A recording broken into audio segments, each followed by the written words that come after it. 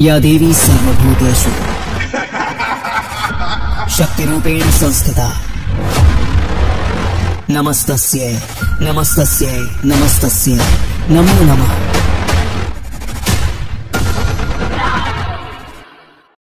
सृष्टि के प्रारंभ से ही धर्म और अधर्म की लड़ाई चलती आ रही थी, परंतु इस बार यह युद्ध असुरों और देवताओं के बीच नहीं था। रक्त की प्यासी तलवारें, धधकते हुए महायुद्ध के मैदान और एक ऐसा असुर जिसे बार बार मारने पर भी वह और अधिक शक्तिशाली होकर पुनर्जीवित हो जाता था। यह कोई साधारण दैत्य नहीं था, यह महादानव था। हर बार जब उसका रक्त धरती पर गिरता, वहां से हजारों नए रक्त बीज जन्म ले लेते। देवता थक चुके थे, योद्धा हार चुके थे और संहार का अंत दिखाई नहीं दे रहा था। लेकिन जब सृष्टि संकट में हो, जब विनाश अवश्यंभावी लगे, तब काल से भी परे एक शक्ति जन्म लेती है। वह शक्ति जो केवल सृजन ही नहीं, संहार का भी आधार है। वह शक्ति जो महाकाल की संहारिणी है। महाकाली, उनके आगमन से दिशाएं कांप उठी। उनका अट्टहास सुनकर स्वयं मृत्यु भयभीत हो उठी। उनकी आंखों की ज्वाला से समय भी जलने लगा और तब प्रारंभ हुआ इतिहास का सबसे भयंकर युद्ध। यह युद्ध था काल और महाकालिनी के बीच। एक ओर था अमृता का अभिशाप, दूसरी ओर थी संहार की देवी। रक्त बीज का अंत कौन करेगा? क्या महाकाली इस महादानव को रोक पाएंगे? क्या सृष्टि को इस महाविनाश से मुक्ति मिलेगी? आइए इस कथा में प्रवेश करें और साक्षी बने मां काली के अद्भुत, अविश्वसनीय और महाविनाशकारी तांडव के। रात का अंधकार घना था। दूर किसी जंगल के बीच एक विशाल चिता जल रही थी। लपटें आकाश तक उठ रही थी, लेकिन कोई नहीं जानता था कि इस जलती चिता से दो भयंकर शक्तियां जन्म लेने वाली थी। और फिर अग्नि से उठे दो विकराल असुर, महिषासुर और रक्तबीज। रक्तबीज बहुत ताकतवर और चालाक था, लेकिन हर असुर की तरह उसे भी अमृता चाहिए थी। इसलिए वह जंगल में जाकर ब्रह्मदेव की तपस्या करने लगा। दिन, महीने और फिर साल बीतते गए। उसकी तपस्या इतनी कठोर थी कि ब्रह्मांड हिल चुका था। आखिरकार उसकी भक्ति से प्रसन्न होकर सृष्टि के रचयिता ब्रह्मा जी प्रकट हुए। ब्रह्मा जी ने कहा, मैं तुम्हारी तपस्या से प्रसन्न हूँ, मांगो क्या मांगते हो। तब रक्तबीज ने बिना समय गंवाए कहा, हे ब्रह्मदेव, मुझे अमृता का वरदान दीजिए। ब्रह्मा जी ने अमृता का वरदान देने से मना कर दिया और कहा, यह सृष्टि के नियमों के अनुकूल है। जिसने जन्म लिया है उसकी मृत्यु निश्चित है। यह सुनकर रक्तबीज ने चालाकी दिखाई और ऐसा वरदान मांग डाला जो अमृता से मिलता जुलता था। रक्तबीज ने कहा, तो फिर मुझे ऐसा वरदान दीजिए कि जब मेरे रक्त की बूंदें धरती पर गिरें तो वहां से एक नया रक्तबीज जन्म ले। ब्रह्मा जी ने कहा, तथास्तु। रक्तबीज अब अपार शक्ति से भर चुका था। अब रक्तबीज पाताल लोक पहुंचा और पाताल लोक पर कब्जा करके वहां शासन करने लगा। एक दिन अचानक उसे महिषासुर की याद आई और उसने महिषासुर को ढूंढना चालू किया। लेकिन तभी उसे पता चला कि महिषासुर को तो कई वर्षों पहले किसी 10 हाथों वाली देवी ने मार दिया है।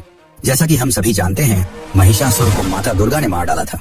यह सुनकर रक्तबीज क्रोध से भर गया और उसने निश्चय किया कि वह उस देवी को खोजकर बदला लेगा। कई वर्षों तक ढूंढने के बावजूद उसे वह देवी नहीं मिली। तब रक्तबीज ने सोचा कि शायद देवी देवताओं की पूजा करने वाले साधुओं को जरूर उसके बारे में पता होगा, और इसलिए उसने साधुओं को मारना शुरू कर दिया। पर किसी भी साधु के पास उसके प्रश्नों का उत्तर नहीं था। और दूसरी ओर शुंभ और निशुंभ नाम के 2 असुर ब्रह्मा जी की तपस्या कर रहे थे। वर्षों की कठिन तपस्या के बाद ब्रह्मा जी प्रकट हुए और उन्हें भी महिषासुर से मिलता जुलता वरदान दिया, यानी कि उनका भी वध केवल एक स्त्री द्वारा ही किया जा सकता है। दरअसल जब शुंभ और निशुंभ ब्रह्मा जी की तपस्या में लीन थे, तब उसी बीच इंद्रदेव ने निजी विवाद के चलते उनके बड़े भाई नमोची को मार दिया। और जब वरदान पाकर शुंभ और निशुंभ अपने राज्य लौटे, तब नमोची की मौत की खबर सुनकर वे गुस्से से लाल हो गए और तुरंत ही स्वर्ग पर हमला करने चले गए। स्वर्गलोक में इंद्रदेव समेत सभी देवता नृत्य का आनंद ले रहे थे। तभी शुंभ और निशुंभ अपनी असुरी सेना के साथ स्वर्गलोक पहुंचे और देवों पर हमला बोल दिया। युद्ध शुरू होते ही निशुंभ ने अपना धैर्य खो दिया और सीधे इंद्रदेव पर हमला कर दिया। इंद्रदेव और निशुंभ के बीच भीषण युद्ध शुरू हो गया। दोनों एक दूसरे को बराबरी की टक्कर दे रहे थे। यह युद्ध काफी समय तक चला। अंततः यह युद्ध इंद्रदेव के पक्ष में गया और निशुंभ हार कर गिर पड़ा। निशुंभ की हार से असुरी सेना का आत्मविश्वास हिल गया। असुरी सेना पूरी तरह घायल होकर गिरने लगी। अब वे समाप्त होने की कगार पर थे। तभी अचानक असुरों के पीछे से एक खतरनाक गर्जना सुनाई दी। रक्तबीज ऐसे गर्जा कि इंद्रासन कांपने लगा। रक्तबीज को आतंक रूप में देखकर इंद्रदेव और बाकी देवता भयभीत हो उठे। अब शुंभ और निशुंभ के साथ ही बाकी असुरी सेना का भी आत्मविश्वास फिर से बढ़ गया और वे पूरी ताकत से देवताओं पर टूट पड़े। रक्तबीज अकेले ही देवताओं पर भारी पड़ रहा था। ये देखकर इंद्र समेत बाकी देवता भयभीत हो उठे और स्वर्ग छोड़कर भागने लगे। शुंभ और निशुंभ काफी प्रसन्न हुए।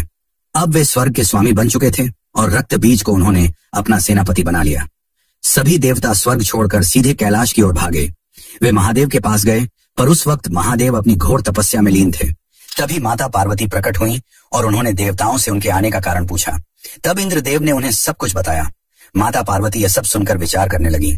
तभी चंड और मुंड नामक दो असुर, जो शुंभ और निशुंभ के दूत थे, वहां आ पहुंचे। जैसे ही चंड और मुंड ने माता पार्वती को देखा, वे उनके सौंदर्य से मोहित हो गए। उन्होंने यह बात अपने स्वामी शुंभ और निशुंभ को बताई। शुंभ और निशुंभ ने चंड और मुंड को यह आदेश दिया कि उस सुंदर स्त्री को यहाँ स्वर्ग में ले आओ, जिसके पश्चात चंड और मुंड अपनी विशाल सेना लेकर कैलाश की ओर चल पड़े। वहां पहुंचकर चंड और मुंड ने अपने स्वामी का प्रस्ताव माता पार्वती के सामने रखा और उन्हें अपने साथ चलने को कहा।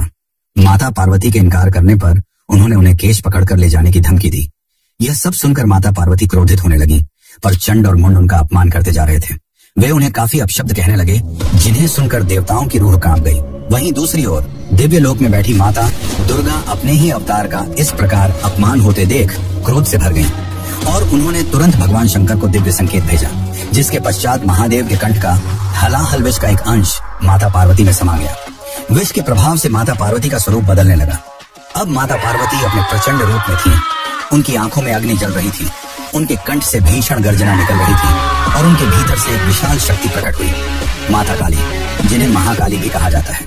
क्षण भर में महाकाली ने चंड और मुंड का वध कर दिया और उनकी असुरी सेना को भी समाप्त कर दिया। जब यह बात शुंभ और निशुंभ को पता चली, तो वे महाकाली के भयानक रूप का वर्णन सुनकर भयभीत हो उठे और उन्हें ब्रह्मा जी का वरदान याद आ गया। वरदान के अनुसार उनका वध केवल एक स्त्री कर सकती थी। अब शुंभ और निशुंभ चिंता में डूब गए। तभी उन्हें अपने मित्र और सेनापति रक्तबीज का ख्याल आया। रक्तबीज को जब यह बात पता चली, तो उसे लगा कि हो ना हो यह वही स्त्री होगी जिसने महिषासुर का वध किया था। जिसके पश्चात रक्तबीज बदले की भावना से जलने लगा और तुरंत ही महाकाली का वध करने कैलाश की ओर चल पड़ा। रक्तबीज को अपने वरदान का घमंड था। जब वह महाकाली के समक्ष गया, तो उसने कहा, देवी, तुमने चंड और मुंड को मारकर अपनी मृत्यु को आमंत्रण दे दिया है। मैं अमर हूँ, मुझे कोई नहीं हरा सकता। माता काली की आंखों में क्रोध की ज्वाला जल उठी। उनका विकराल स्वरूप और भी भयावह हो गया और उन्होंने अपनी तलवार से रक्तबीज पर हमला कर दिया। लेकिन जब रक्तबीज के खून की बूंदें धरती पर गिरी, तो वहां से फिर एक नया रक्तबीज पैदा हो गया। लेकिन माता काली का क्रोध भयानक था। वे बिना रुके उन सभी रक्तबीजों को काटती रहीं, पर रक्तबीज की संख्या और भी बढ़ती जा रही थी। देखते ही देखते पूरा मैदान रक्तबीजों से भर गया। अब देवी काली का गुस्सा बेकाबू हो गया और वह रक्तबीजों के सर काटने लगी। लेकिन मरने के बजाय रक्तबीज और भी अधिक संख्या में पैदा होने लगे। लंबे समय तक यह युद्ध चलता रहा, लेकिन कोई नतीजा नहीं निकल सका और युद्ध बिना रुके चलता रहा। कई दिन बीत गए, लेकिन देवी काली के भयानक प्रहारों के बावजूद रक्तबीज की संख्या लाखों में पहुंच गई। इतने सारे रक्तबीज देखकर इंद्रदेव सहित अन्य देवताओं ने माता काली की मदद करने की कोशिश की, लेकिन उलटे देवी काली ने उन्हें चेतावनी दी कि वे इस युद्ध से दूर रहें। उनकी इस चेतावनी को सुनकर देवता सहम गए और युद्ध को दूर से देखने लगे। तभी माता दुर्गा ने माता काली को दिव्य संकेत भेजा और कहा कि यदि रक्त की बूंदें गिरने से रक्तबीज जन्म लेते हैं, तो इसका एकमात्र उपाय यही है कि उसका रक्त धरती पर गिरे ही ना। अब माता काली का रूप और भी प्रचंड हो गया। उनका शरीर विकराल और उनका कंठ और भी काला पड़ गया। देवी ने अपनी समस्त शक्ति एकत्रित की और सभी रक्तबीजों को अपने मुख में खींचना शुरू कर दिया। वे रक्तबीज के शरीर से बहने वाले हर रक्त को पीने लगी, जिससे उसकी कोई भी बूंद धरती पर न गिर सके। और इस तरह माता काली ने सभी रक्तबीजों का अंत कर दिया। देवता अत्यंत प्रसन्न हुए, लेकिन माता काली का क्रोध शांत होने के बजाय और भी बढ़ता जा रहा था। उनके भीतर की प्रचंड ऊर्जा अब भी विकराल रूप में प्रकट हो रही थी। माता काली का प्रचंड रूप अब संपूर्ण सृष्टि के लिए एक भयावह विनाश का संकेत बन चुका था। रक्तबीज का अंत हो चुका था, लेकिन देवी का तांडव थमने का नाम नहीं ले रहा था। उनका विकराल स्वरूप संपूर्ण ब्रह्मांड को भयभीत कर रहा था। देवता भयभीत थे, पृथ्वी स्वयं धधक रही थी और जोर जोर से कांप रही थी। तब सभी देवता महादेव के पास पहुंचे और उनसे विनती की कि केवल वे ही इस महाप्रलय को रोक सकते हैं। महादेव ने गहरी सांस ली और तुरंत माता काली के तांडव स्थल पर पहुंचे और महाकाली के रास्ते में जाकर लेट गए। भयानक गुस्से में आगे बढ़ रही देवी काली का पैर अचानक से महादेव की छाती पर पड़ा। अपने प्राणप्रिय स्वामी को अपने पैरों के नीचे देखकर उनका क्रोध शांत हुआ और उन्हें अपनी गलती का एहसास हुआ। फिर देवी काली अचानक मूर्छित होकर गिर पड़ी। तब महादेव ने उन्हें उठाया और अपने साथ वापस कैलाश ले आए। तो दोस्तों, इस प्रकार रक्तबीज के अंत के साथ साथ माता काली के प्रचंड तांडव का भी समापन हुआ और सृष्टि पुनः अपने संतुलन में लौट आई।